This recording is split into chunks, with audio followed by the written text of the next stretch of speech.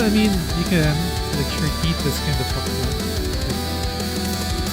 I died. No. Hey, what's up, everybody? Morph here. I know it's been a while. I haven't been making videos because I've been trying to make some builds come online, trying different Voidlings, and I only want to make videos on builds or on Voidlings that are worth making videos on. So, I actually made a build and it's actually pretty good. I feel like this build can go up to maybe about 200 plus if I really push it. It's not as powerful as the Gillick. Obviously, there are gonna be some meta Voidlings out there, the ones that are really more powerful. And I feel like the Kerapin is honestly one of the weakest ones. I might be wrong. Maybe somebody made some cracked build out there. But yeah, it's good. As you saw in my intro, it's not bad. It can push pretty far. There is some power there. Maybe there's a little bit more tweaking I can do to make it stronger, but I just really do feel like this Voidling is not as powerful as others.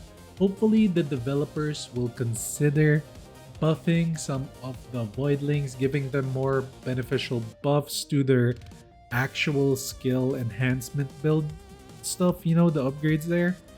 Yeah. Kerapin is not the best, but hey, I made a build and I made it work. Yeah, here we go. So let's take a look at my Kerapin build. As you can see, it's a neutral build. Much like my last one with the Gillick, it does use Fatal Wound and Transfusion. Let's take a closer look at it. All right. Let's start off with the skills and the perks. All right, so first of all, I put STR on almost everything except the last one. I put recuperation just so that I could spam a little bit more skills and the healing is a little bit better.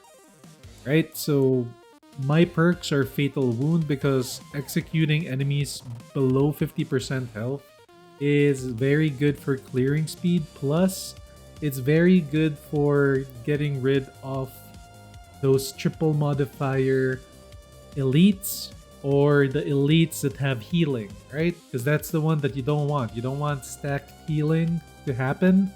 And Fatal Wound is just that OP. Remember, I want to make builds that are worth making videos on. Unfortunately, I think I found the most meta setup and it's neutral, Fatal Wound, and Transfusion. I think this might be my last Fatal Wound Transfusion video so that we can make other builds, see how they perform. But I really wanted to share this one because the Kerapin is really known to not be that amazing. And I made it so that it can actually work. Pretty damn good. Right? What makes it work is Warm Up Strike. If the ability is stackable, gain 1 secondary ability charge on tertiary use. So the nice thing about the Kerapin, if you take a look at it, the tertiary ability is Fist Fury, which is just a melee. It's your melee attack, which is infinitely usable. So every time you melee, you recharge your Frozen Shell, which is the secondary ability. We'll get to the abilities in a little bit. So that's where it comes online. So you're switching between melee and throwing your secondary. That's how the build is played. You rarely use your primary. Okay? So next, for the primary ability, you can change Mayhem Discharge to the one that shoots faster. However, this deals a little bit more damage and it will provide bleed because if you take a look at the enhancements of a Kerapin, the primary and the secondary have elemental damage on it, as well as the ultimate, right? It's not part of the skill, the ability, it's on the enhancement. So yeah, the primary, it can be whatever you want. Honestly, it can be whatever, as long as it's neutral and can apply a little bit of bleeding if needed. But you're mostly going to be using Frozen Shell. Why do we choose Frozen Shell? You want Frozen Shell because it grants you 1 stack of armor, which is almost mandatory if you want to push very far in the abyss. Can't stress it enough. Armor, having 5 stacks of it is meta in survivability. I have noticed that if you properly stack your armor to have it up all the time, then you will not die. That's basically it. Plus, you have the healing from transfusion. In one button, you're dealing bleed damage plus frozen, gaining armor, dealing a lot of damage because it's a hard hitting skill. Because it hits twice. Because we'll take a look at the enhancements again. It's pretty strong. This is your burst damage thing. You have like 6 stacks of this or 6 ability uses. Throw all of them, bam, bam, bam, bam, bam, bam, like in a big herd of like healing mobs. And you have like 12 explosions that deal pretty damn big burst damage because of the build. And then you assassinate them or execute them with your melee ability, which actually deals quite a bit of damage as well as your fatal wound bleed perk thing that executes enemies. So that's the playstyle, right? So you switch between these two. And that's why you get Frozen Shell, because the explosion damage is good, plus the armor stack is really important for your Voidling. Now, defensive ability, stand your ground. If you spawn this ability, which is your defensive skill, and you start throwing the bombs, it amplifies the damage a little bit. This is also a one-shotting Kerapin build. It can one-shot the no modified bosses. Not all of them, some of them. And you need a little bit of luck. You need it to crit. If it doesn't crit, then yeah, you're out of luck. So there's that. Another ultimate ability, the Shell Explosion. This needs a buff. This is so weak that it's almost not worth using unless it's like there's a lot of enemies and you use it first you ultimate first into that big group of enemies, and then you throw your 6 frozen shells right after, and then do melee attacks. That's your most bursty combo. But it cannot one-shot anything. The projectiles get scattered too far away. Now, if it scattered closer together and hit the single boss enemy, it would be a lot better of an ult. But other than that, you're mostly using Frozen Shell, right? So that's the abilities. Again, neutral, you want everything to cause bleeding. And here is the stats and the catalyzer setup for this build to kind of be able to work. You want attack power to be very high. You want one explosion to deal a lot of damage, as well as have a high crit damage. That's why you run Brute or Blunt Force. You don't care about elemental damage with this one. That's why you just get true neutral, especially since we're using neutral damage anyway.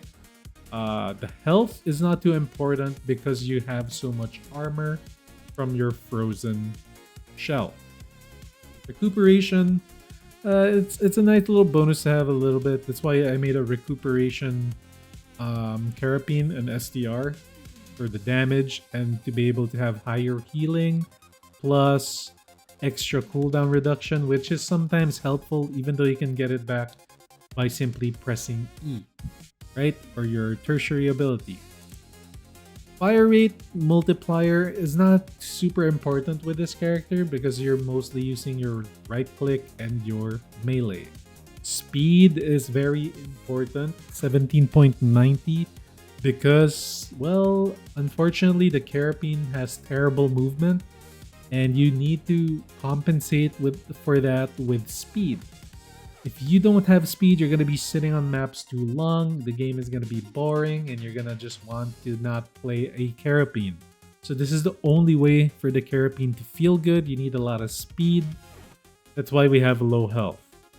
Right? That's what I'm comfortable with. You can change it up if you're more patient than me. Feel free to replace these things later. So again, you're getting the speed catalyst for added speed. Your fast metabolism is again for more speed, and fire rate, which is just a bonus. You could actually change this to maybe ultimate fill, but fire rate's decent because our left click isn't that fast firing. Plus, we have slow and steady right here, which reduces our fire rate by -40. It's to compensate for slow and steady. The reason why we're running slow and steady and not a critical hit chance, which you could theoretically go with crit hit, but I think attack power for this playstyle is a little bit better. You just have to rely on luck that your bombs will crit, even with 31% crit chance. It's a little bit low on the crit chance, even though you have that much crit damage.